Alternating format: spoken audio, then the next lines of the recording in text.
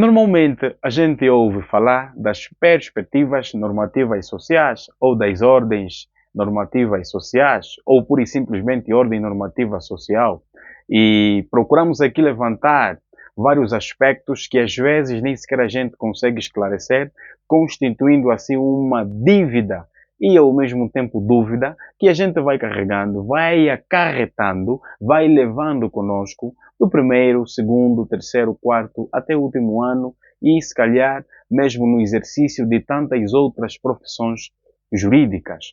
Então, é importante que a gente, antes de tomar ordem, que a gente, antes de tomar partido de qualquer natureza, de qualquer ramo, de qualquer matéria que seja de índole jurídica, é importante que a gente perceba, que a gente possa, portanto, delimitar a ordem jurídica. É importante que a gente possa saber quando enquadrar o ser e quando enquadrar o dever ser. Por isso, meu pessoal, hoje nós vamos aqui olhar em sede da cadeira de introdução ao estudo do direito para as ordens normativas sociais.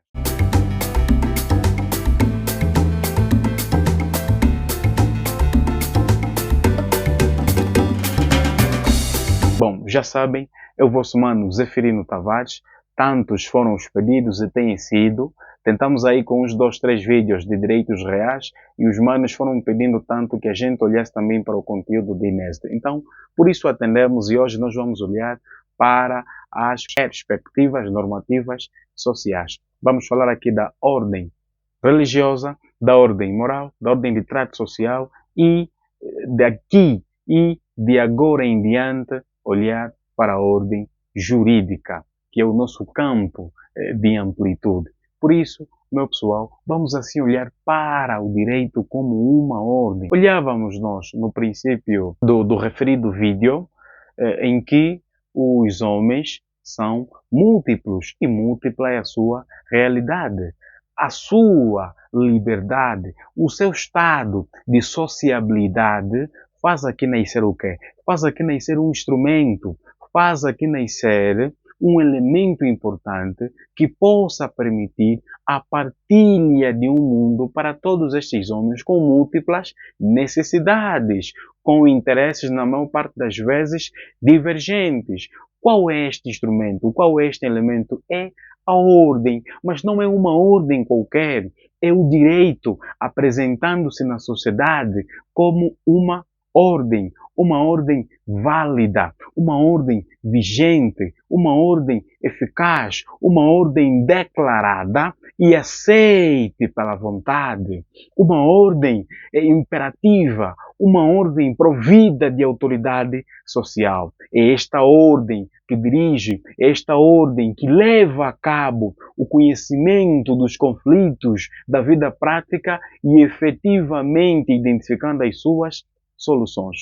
Por isso hoje nós vamos olhar para o direito como uma ordem neste sentido. O direito como uma ordem equivalendo será a ordem religiosa, equivalendo será a ordem moral, equivalendo à ordem de trato social ou equivalendo à ordem jurídica. Por isso, para que a gente esclareça este elemento importante e o ponto de partida, é importante que fiques ali, que não abandones, que não saias do vídeo, porque o que vem ali pode ser importante para ti, meu caro colega, meu caro companheiro do primeiro ano ou dos outros anos subsequentes, ou também meu caro finalista.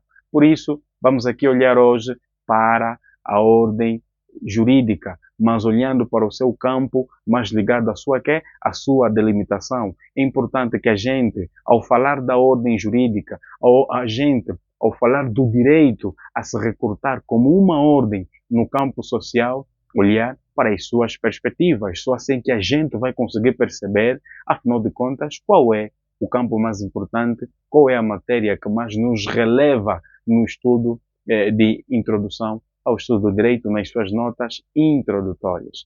Bom, conforme dizíamos, o direito apresenta-se como uma ordem, justamente porque os homens são múltiplos e múltipla é a sua realidade.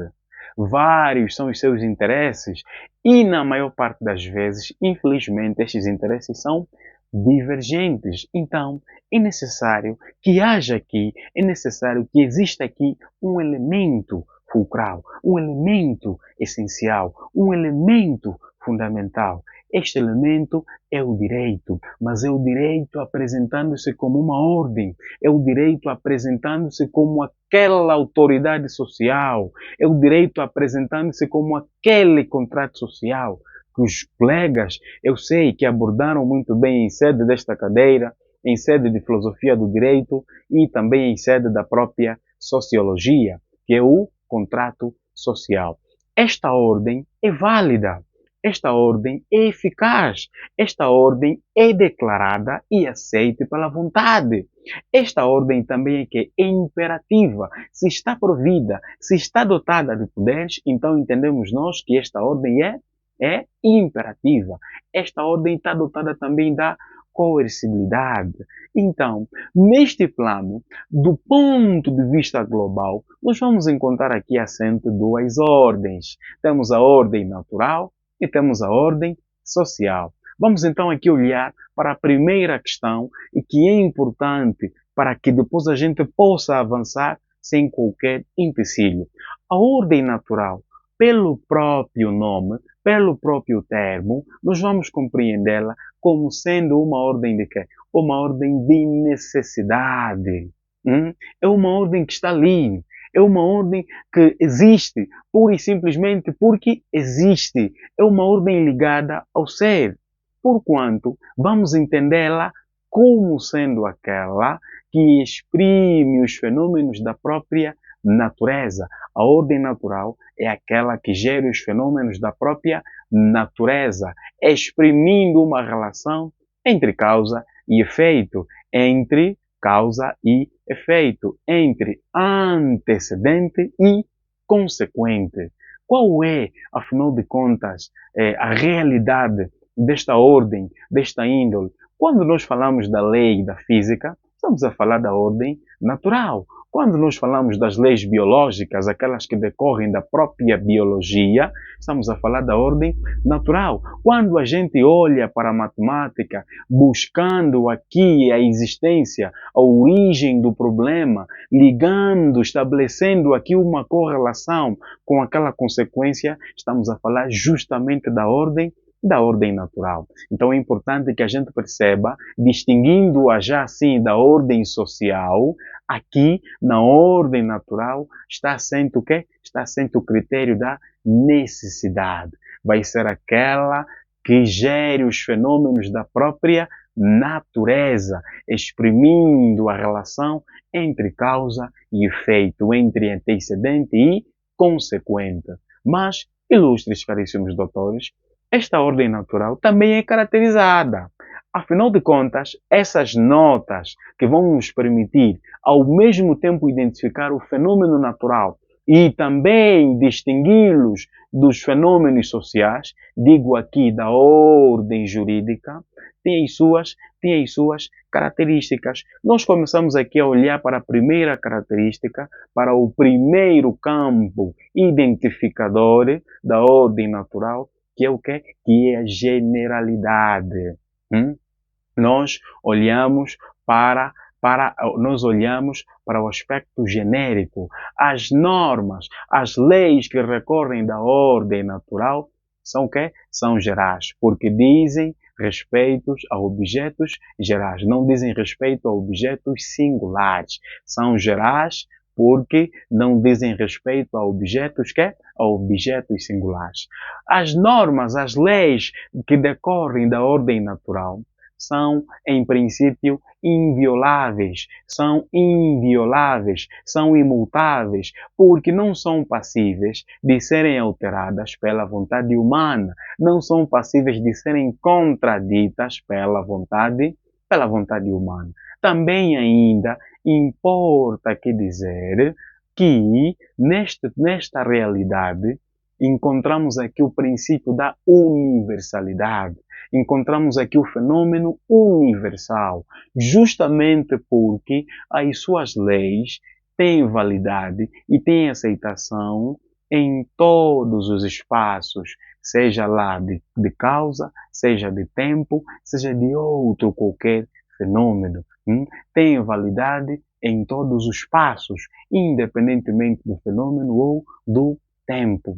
Por isso, diz-se que são universais, são válidas em todos os espaços e tempo, em todas as condições de espaço e de tempo. Então, contrariamente à ordem natural, aquela que gera os fenômenos da própria natureza, assente aqui num critério fundamental, que é o critério da necessidade, nós temos aqui a ordem social. É importante que a gente olhe minuciosamente para este segundo aspecto. Nós estamos aqui, a título de respaldo ali nos nossos companheiros, estamos aqui a olhar para o direito se apresentando como uma ordem. Mas, neste plano, no plano mais geral, no plano mais global, nós temos aqui dois fenômenos. Temos a ordem natural e temos a ordem social. Para nós compreendermos de onde surge aquela ordem religiosa, aquela ordem jurídica, aquela ordem de trato social, a própria ordem moral, é importante que a gente perceba aqui, é importante que a gente perceba a título de introdução estes aspectos. Por isso, dizíamos nós que a ordem natural vai ser entendida como aquela que gere os fenômenos da própria natureza, exprimindo uma relação entre causa e efeito, entre antecedente e consequente. Então, olhamos e vimos que esta tem suas características. Uma delas tem que ver do facto de que aquela diz respeito a factos gerais, não a objetos singulares. Outra é o facto de que aquela não é passível de ser alterada pela vontade humana ou contradita por esta.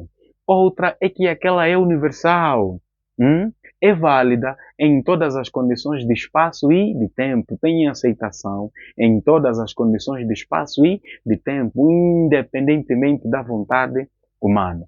Vamos agora então olhar para outra ordem, para outro fenômeno, que é a ordem social.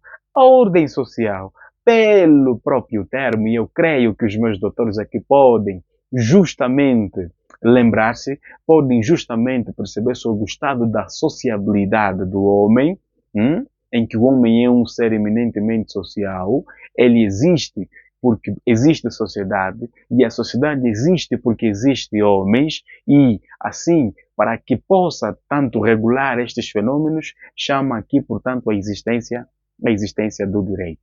Então, voltando assim, ilustres caríssimos, a ordem social é uma ordem da liberdade.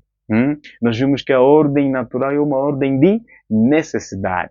A ordem social é uma ordem da liberdade. Pressupõe isto dizer que aos seus sujeitos, aos seus destinatários, há faculdade, há liberdade de decidir se cumprem com as suas normas, se cumprem com as suas regras ou acarretam as consequências, levando à sua violação, a título de introdução.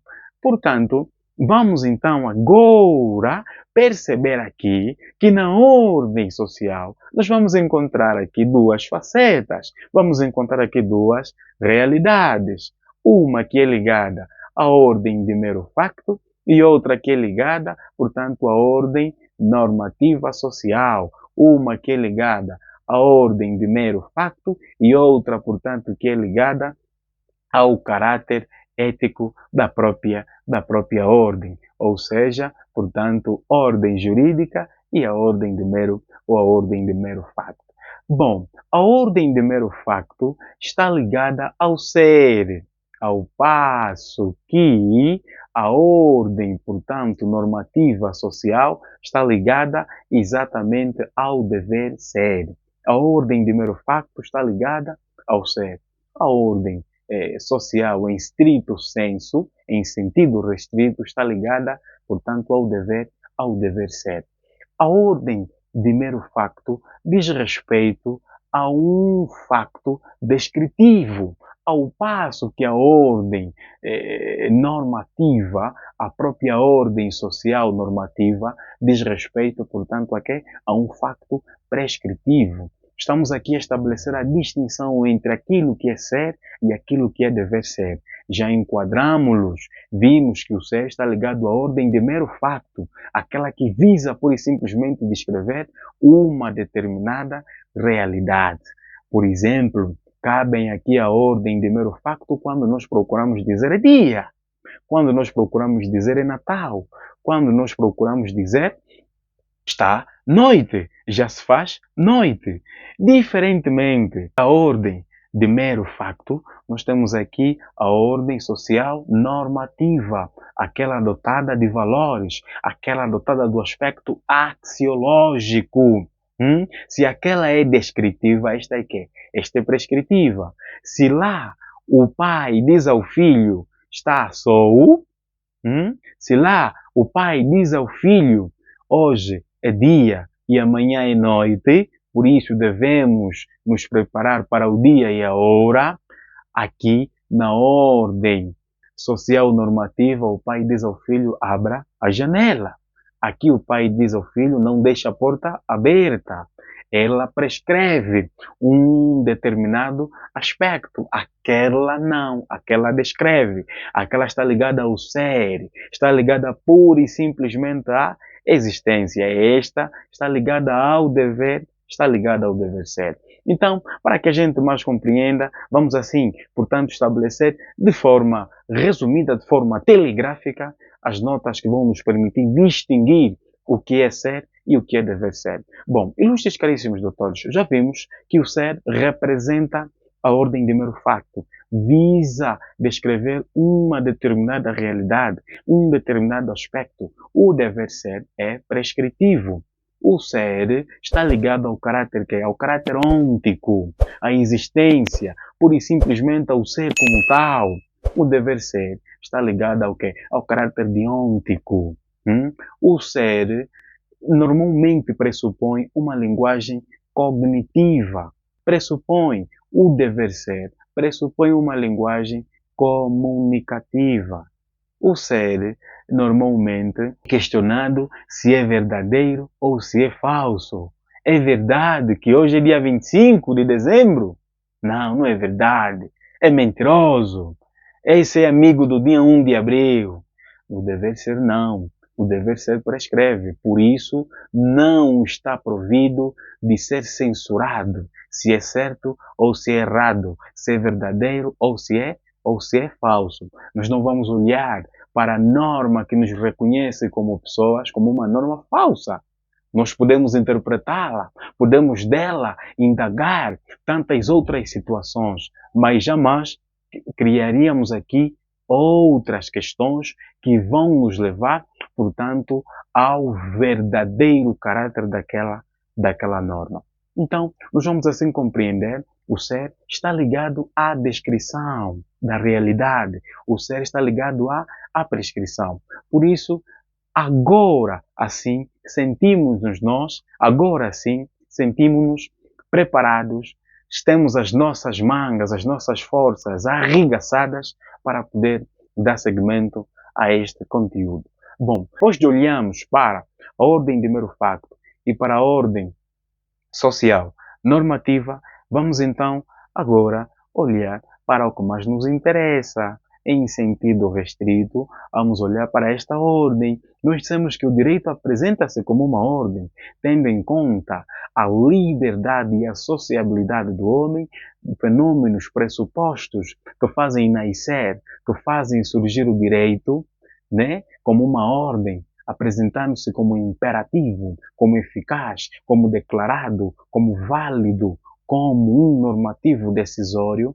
Portanto, tem aqui várias facetas. Vimos nós que temos a ordem de mero facto, vimos nós que temos aqui na ordem social, temos a ordem de mero facto ligada ao ser e temos a ordem social normativa ligada ao dever ser. Ilustres, cabem a ordem normativa social aquelas perspectivas, a ordem religiosa, a ordem de trato social, a ordem moral e a ordem jurídica, que é o nosso campo mais abrangente em título do estudo da cadeira de introdução, portanto, ao direito. Vamos começar aqui a olhar para a ordem religiosa. Bom, eu creio que é muito simples. Nós conseguimos aqui, tanto equilibrar as nossas mentes, a nossa concentração, quanto ao processo de assimilação quando falamos em ordem religiosa.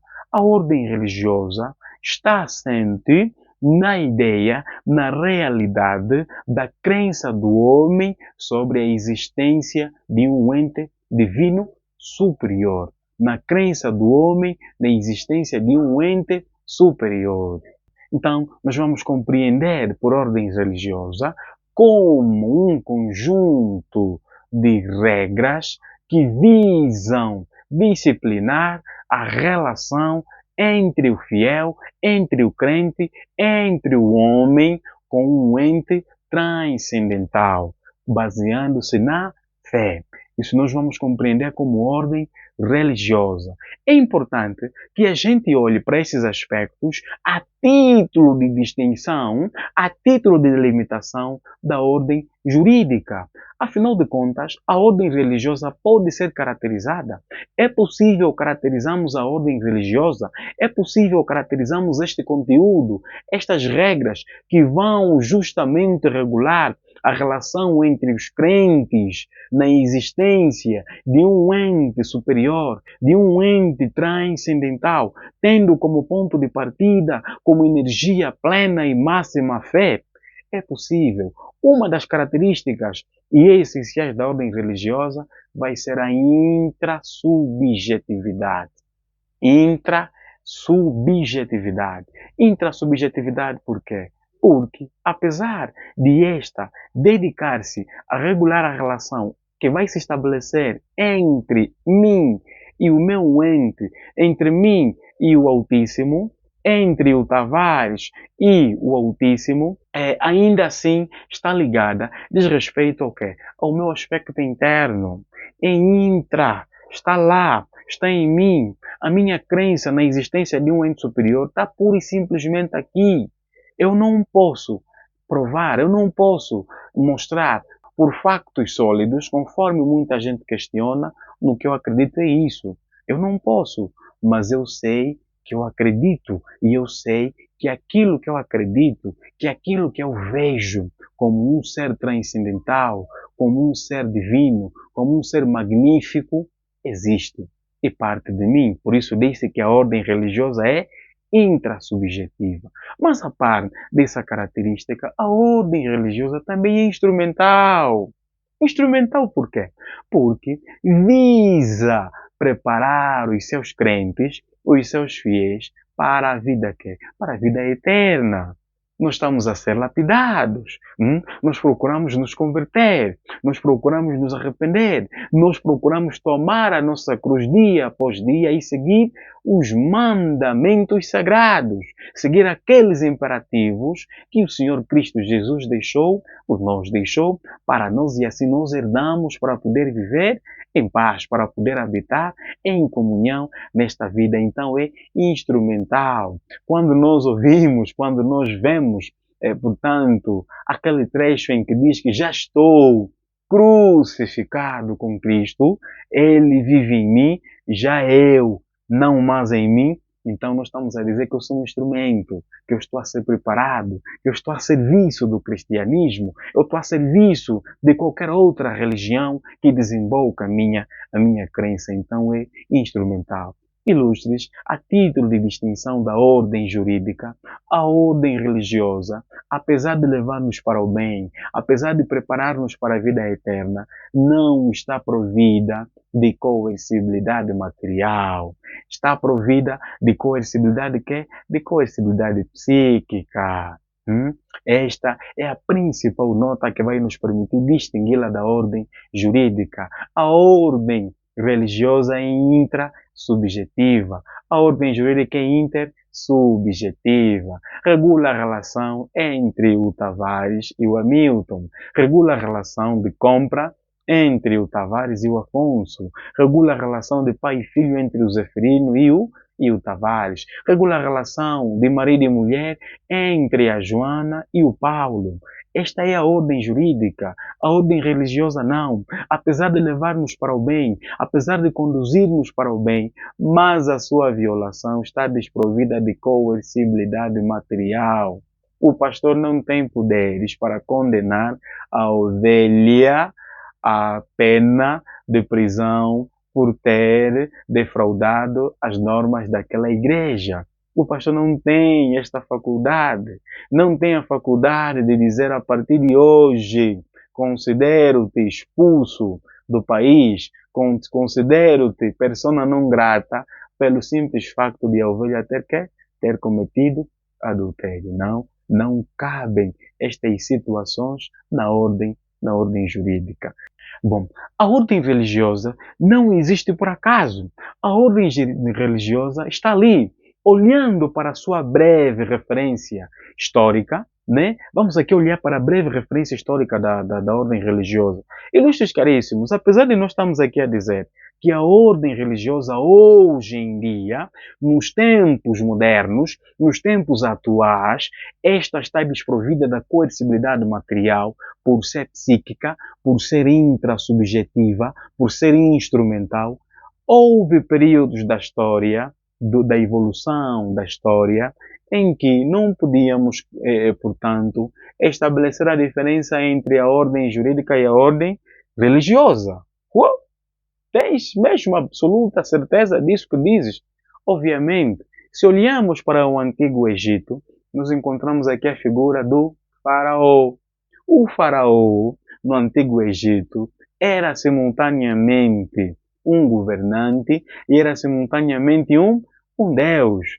Criava leis, interpretava as leis e aplicava as mesmas. Não se conseguia perceber quando é que o faraó era faraó e quando é que o faraó era um deus. Ou seja, quando é que o faraó estava a cargo político e quando é que o faraó estava a cargo religioso. Era ele o deus, era ele simultaneamente o governante. Então, nós conseguimos perceber aqui que a ordem religiosa estava imbuída na ordem jurídica, ou seja, a ordem jurídica existia por meio da ordem religiosa.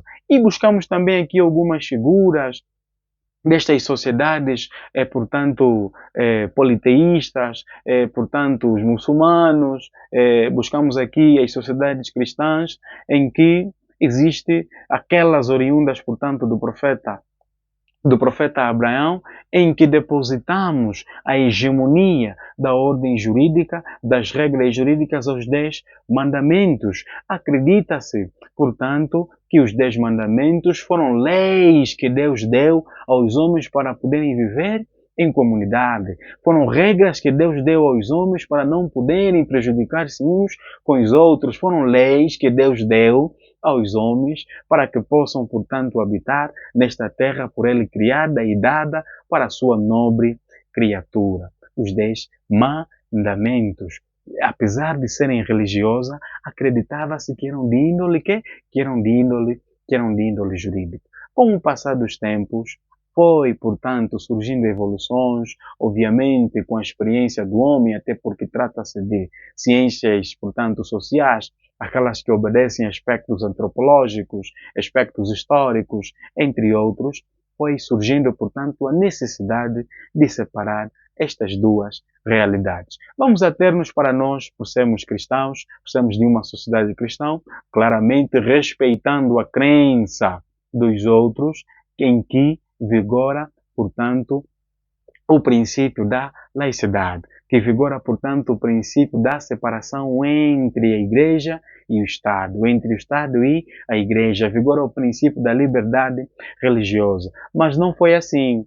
Isso até 1975, nós tínhamos aqui, portanto, a religião católica como religião oficial do Estado. Até o ano de 1975 não existia, portanto, separação entre a Igreja e o Estado. Não existia liberdade de celebração do culto. Não existia, portanto, a liberdade religiosa. Com o passar dos tempos foi introduzido e respeitando, portanto, o costume local, respeitando o homem e recebendo aqui influências, portanto, dos países ocidentais, porque Angola, portanto, é um Estado membro, portanto,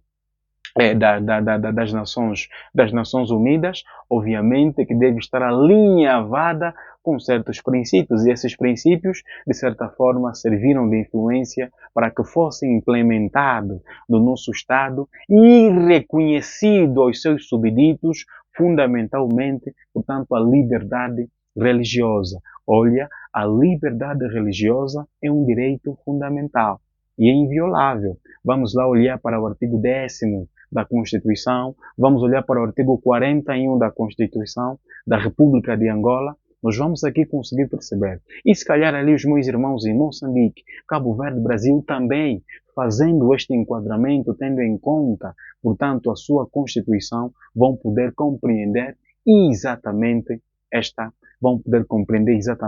realidade. Bom, na verdade, a ordem religiosa não está aí por acaso. A ordem religiosa tem servido de forte influência para a ordem jurídica. Quando falamos do domingo como um dia sagrado, é emergente de onde? É emergente da ordem religiosa.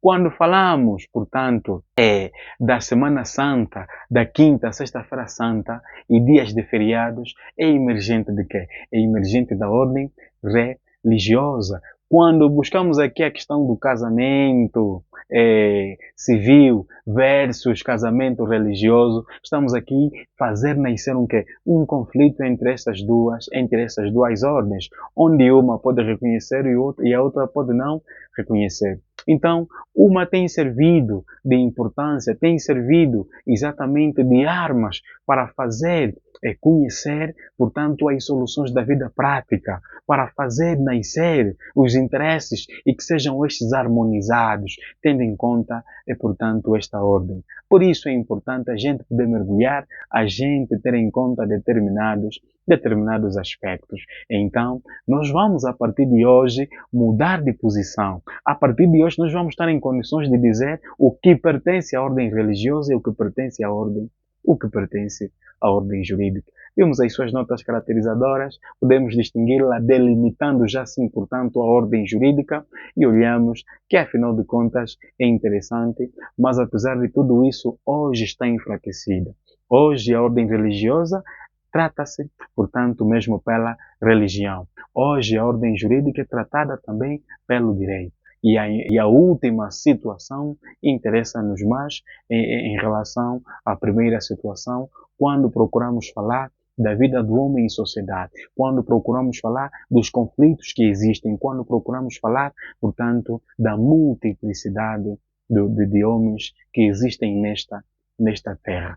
A par da ordem religiosa, nós temos aqui a ordem moral. Nós vamos aqui perceber a ordem moral como sendo um conjunto de regras e princípios que visam estabelecer a relação que determinados grupos deverão seguir. Vai ser entendido como um conjunto de regras e princípios de índole moral estabelecidos num determinado grupo ou comunidade, levando o certo do errado, o permitido do proibido. Isto é que? Isto é a ordem moral. A ordem moral tem um objetivo fundamental: encaminhar, reconduzir o homem para o bem. Tal como sucede na ordem religiosa, também temos aqui a mesma realidade. A ordem moral interessa aqui o que? A intrassubjetividade. Na ordem moral, um simples pensamento na ordem moral, em ter morto o João, leva consigo consequências. Mas consequências que? Consequências internas. Na ordem moral, quando Tavares pensa em envolver-se com a sua cunhada, automaticamente ele só de per si julga-se, automaticamente ele repreende-se, ele condena-se. Não, na ordem jurídica tem que ser exteriorizado aquele comportamento. Na ordem moral, um simples matar é errado. Um simples pensar em tirar a vida daquele homem que desgraçou a minha vida, em tirar a vida daquela mulher que desgraçou a minha vida, portanto, leva-nos ao arrependimento. E na ordem jurídica é necessário que eu possa exteriorizar e ir de acordo com aqueles elementos que vão permitir identificar o crime. Quero com isso dizer o quê? Quero com isso dizer que a ordem moral também é intrasubjetiva, ao passo que a ordem jurídica é intersubjetiva. A ordem moral está dotada de coercibilidade psíquica. A ordem jurídica não. A ordem jurídica está dotada de coercibilidade material. A ordem jurídica preocupa-se na partilha de um mundo para todos os homens. A ordem jurídica preocupa-se no respeito pleno e máximo dos direitos de outrem. A ordem jurídica preocupa-se na autoridade social. A ordem jurídica preocupa-se em olhar para o outro como eu gostaria que ele olhasse para mim, em eu respeitar, em eu olhar para o outro como digno de viver, como digno de ser tratado por pessoa. A ordem moral não. A ordem moral vai me dizer, olha, isto é errado, isto é certo, isto é permitido, isto é proibido, mas ainda assim não acarreta coercibilidade material. Por isso vale o castigo interno, por isso vale o arrependimento, por isso vale o remorso. Então, nós conseguimos aqui compreender que ainda assim o direito apresentando-se como uma ordem no campo da ordem social normativa enfraquece se seguir os prismas da ordem religiosa, enfraquece se seguir os prismas da ordem moral. Pura e simplesmente porque até aqui nós vemos e vimos que estas estão dotadas de quê? De coercibilidade psíquica. Vamos agora, portanto, olhar para a ordem de trato social. Vamos agora olhar para a ordem de trato social. Bom, a ordem de trato social está ligada ao nosso modo de vida. Está ligada às nossas regras, as regras de apresentação, as regras de etiqueta, as regras de comer, as regras de vestir. Isto é ordem de trato social.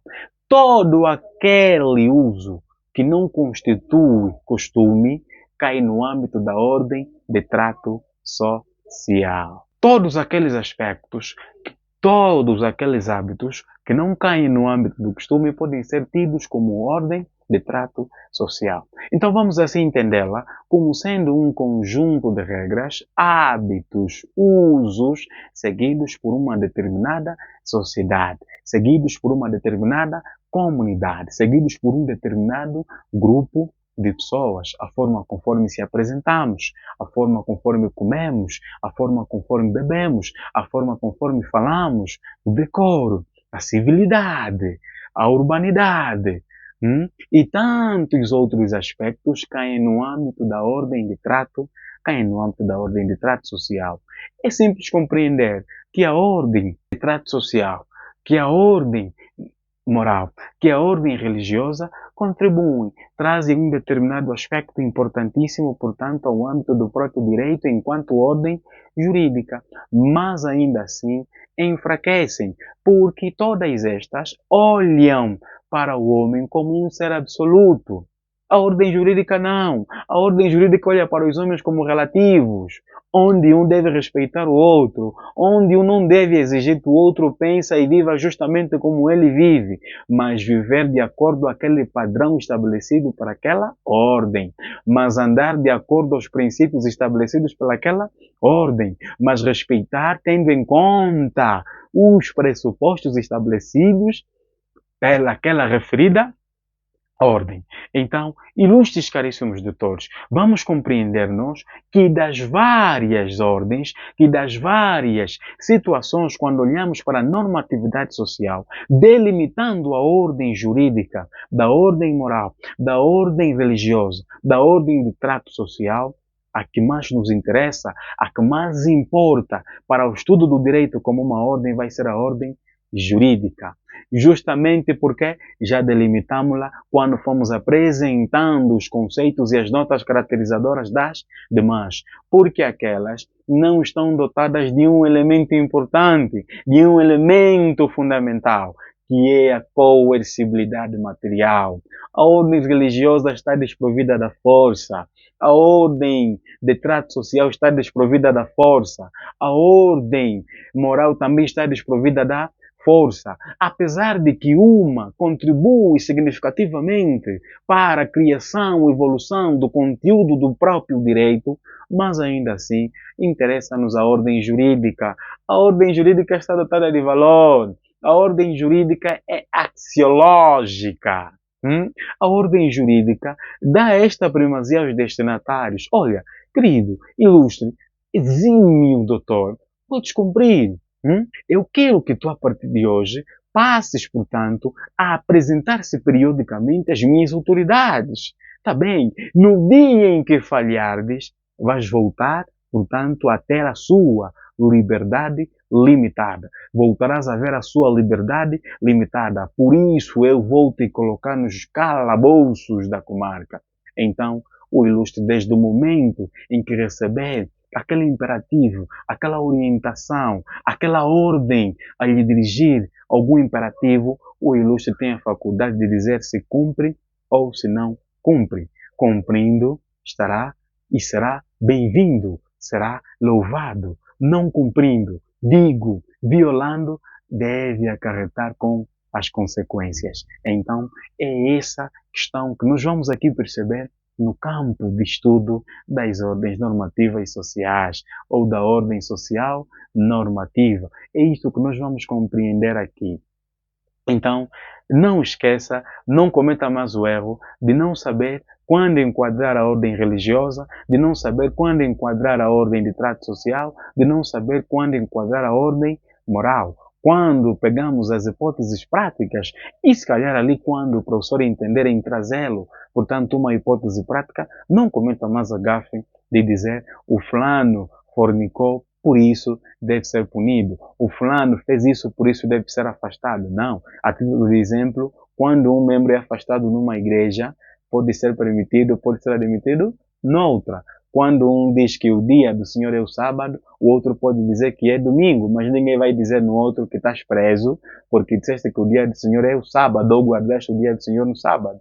Ninguém vai dizer no outro, estás condenado, porque guardaste o dia do Senhor no domingo. Todos nós cremos, todos nós seguimos um determinado vínculo, todos nós respeitamos esta diferença, todos nós respeitamos, portanto, esta liberdade. E isso é o que interessa, nós percebemos que todas estas são intrasubjetivas. A ordem jurídica é intersubjetiva. A ordem jurídica regula o meu eu com o outro eu. A ordem jurídica regula a minha forma de ver com a forma conforme tu encaras o mundo. Então, é bonito que nós percebamos isso. É título de resumo, porque eu sei que os manos não gostam muito de voltas, os manos não gostam muito, parece que constitui chatice, mas procuramos fazer na nossa humildade intelectual, naquele nosso pouco que nós aprendemos, que nós buscamos, trazer aqui o que é de essencial. Então, a partir de hoje, nós vamos olhar para a ordem jurídica. Já no próximo vídeo, já na próxima reflexão, vamos olhar para a ordem jurídica. Vamos procurar saber sobre o seu conceito e vamos, o que é mais importante a título de nota introdutória, olhar para o direito versus ordem jurídica. O direito e a ordem jurídica é a mesma coisa.